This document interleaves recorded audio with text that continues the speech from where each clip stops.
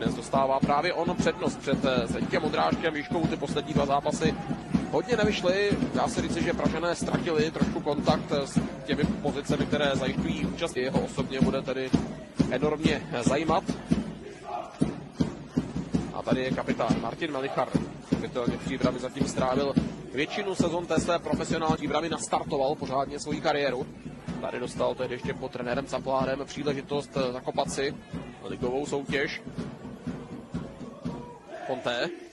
Ale dnes je tady ta atmosféra přece jenom o něco lepší v porovnání s těmi předchozími duely. Vzhledem k tomu, že řada početná skupina žižkovských fanoušků neváhala využít toho, že se jedná. Tady ještě jednou pohled na Jindřicha Tichaje, který víceméně na Žižkově zatím splnil svůj úkol.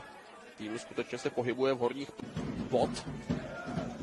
Skoro vypadá, že Vod si dokonce s Vránou prohodil pozice a hraje spíše z pravého beka, než že by měl podporovat ofenzivu většinou svého. Tady s číslem 24 Josef Divíšek. Když jsme tady jmenovali fotbalisty, kteří působili v kádru soupeře, tak u Josefa Divíška to se musíme tady 11. A vydržel tady až do ročníku 16, 17, pak se přemístil na Slovácko a přes Brno to vzal na Žižkov. Je mu aktuálně už 35 let. Kar připravený u rozehrávky společně s ním Milan Biško. Vidíte sami, jak hráčům tady jdou ty obláčky od pusy, jak dýchají. To ukazuje na to, že zkrátka dobře už probíhá sifravý podzim. Pokud jste sledovali včerejší zápasy v evropských pohárech, ať už na Spartě nebo v Běgon a výborná práce z štítového záložníka Příbrami Sebastiana Kopa. Gabo. Ne. Ale fakt tady za rychlý obstřik.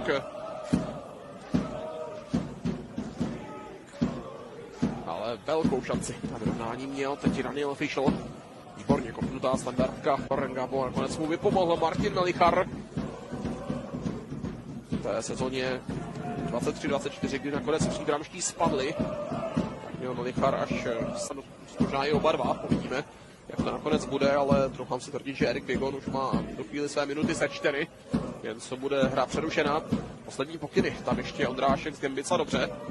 Už to vypadalo, že ten posun balonu napříč malým vápnem bude znamenat žlutou. Piško. Melichar. Dlouhý nátok na útočnou půl. Tak uvidíme, jestli Ondrášek a Gembický trošku ožít. Přesvědčují o tom, jak těžké je hrát proti Příbrami v době, kdy Středočeši vedou 1-0. Tak samozřejmě začínají odvety, ten první zápas podzimní část, která se Příbrami hodně povedla posunem na 24 bodů. Příbramští v té živé tabulce je poskočili na 5. místo, vzhledem k tomu, že se samozřejmě hrají i další zápas. Hálek. Se sbírá jeden balon za druhým velice dobře. Gabo. Tady je Martin Melichar. Reiter posunout za sebe. Ještě propadnout. Trošku vylákat. Zdeňka Ondráška zase posunout pár vteřin. Směrem do konce. Fischl dnes vytáhl nejtěžší zákrok jednoznačně v první minutě, kde vychytal Patrika Brandnera. Od té doby už tolik práce neměl, ale vypadá pro něj na 6. čistkovanách. První vážnější šanci zápasu, nebo první střele na bránu nakonec nevedla. A tak si s balonem na kopačkách poprvé zahrají dnes tady prostě